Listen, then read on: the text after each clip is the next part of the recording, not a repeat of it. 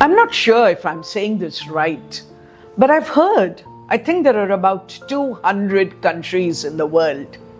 And I keep wondering, will I ever be able to take at least one poem from each one of those countries? One attempt today in this session as we move to Lebanon. Lebanon, you've all heard of it. And the situation, the grim reality today there. But remember, this country is an ancient country where I believe the civilization goes back to 5000 BC. Ruled by the French, they probably got their independence like most other regions of the world, of Asia and Africa, in the mid-20th century. Beirut, which is the capital, was considered the Paris of the East. On one side you have Syria, and on the other you have Israel. Lebanon is in the Levant region of Western Asia. The official language is Arabic, but there are a lot of writers who write in French as well as in English. And both these languages are spoken even today. And when we think of the religious composition of this country, well, the Muslims are about 67% and the Christians 32%. That is Lebanon today. And our poet is a well-known poet, well-known almost all over the world. The poet is Khalil Gibran, and the poem today is Becoming the Ocean. Khalil Gibran, 1883 to 1931. We call him a Lebanese American poet. What does that mean? It means that he was born in Lebanon but lived in the US too. He was a writer, a poet, a philosopher, though he himself does not like to be called a philosopher.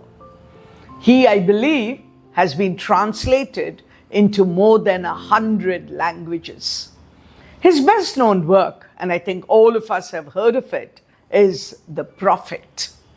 Well, he was born into a Christian family, migrated to the US, came back to Lebanon, went back to the US, and he began writing poems around 1911. His first book in English was called The Madman. He was also a graphic artist, and many of his works have been exhibited in galleries in many countries of the world.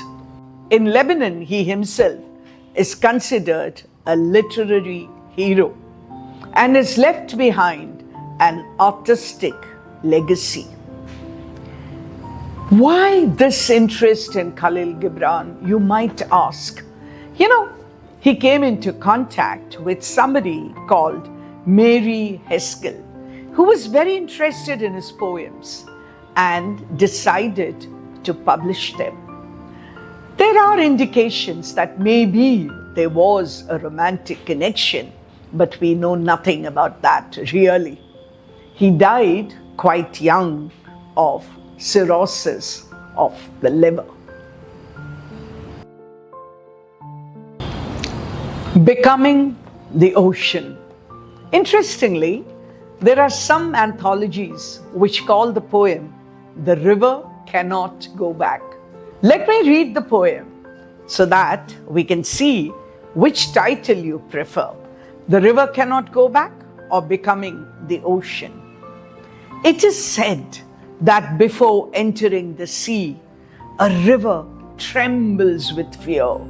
She looks back on the path that she has traveled, from the peaks of the mountains, the long winding road crossing forests and villages. And in front of her, she sees an ocean so vast that to enter there seems nothing more than to disappear forever. But there's no other way. The river cannot go back. Nobody can go back. To go back is impossible in existence. What a simple poem it seems, but any great poem has layers of meaning. But let me first begin by asking you to imagine a river. Where have you seen a river? Some of us probably have traveled to the sources of the river. I can think of the Alaknanda coming down from the Himalayas and what power that river has. Some of us have seen the dirty rivers as they go past our cities. Some of them have seen them in villages. Some of us have been lucky probably to see the river as it meets the ocean. But now, you are not a human being in this poem. You are the river itself. So the river has come down from the mountains, through the slopes, on the plains, and now it is time for it to join the sea. What does the river feel at this moment? So beautifully the poet tells us, a river trembles with fear. Why does she tremble? Because she's going to lose her identity. People have talked about the sweet water of the river now becoming one with the salt brine of the sea, and so much more. But here he says, after having traveled all this while, in front of her is the vast ocean. I don't think we need too much of imagination to think of the size of a river and compare it with the size of an ocean. But there's no other way. The river cannot go back. Remember, we've all studied in our geography classes how all rivers flow down like this. That is just the natural description of a river. But what does the river symbolize? Once the river becomes one with the ocean, the poet is telling us each one of us is an individual, but we have to become one with the community. Remember, only then can you really contribute to the progress of the human species. And therefore, he tells us that it is important for each one of us, just like the river becomes one with the ocean, we have to become one with our community, with our society, call it nation, or I'll go one step further and say become a world citizen. Remember, there are poems without the regular figures of speech. Here is a poem where the most important thing is the imagery. You know what an imagery is? It conveys the entire scene in front of our eyes. In fact, when I read this poem the first time, I could see the river flowing down up from the mountains. Maybe in most parts of the world, in Europe, for example, and some of our rivers too, the river is the melting ice as it comes down. There is a beauty to the entire description. But sometimes I think there is an unconventional beauty, because what is more important here is the strength of the ideas. But you can't convey ideas without imagery. And so that's what this poem does so beautifully.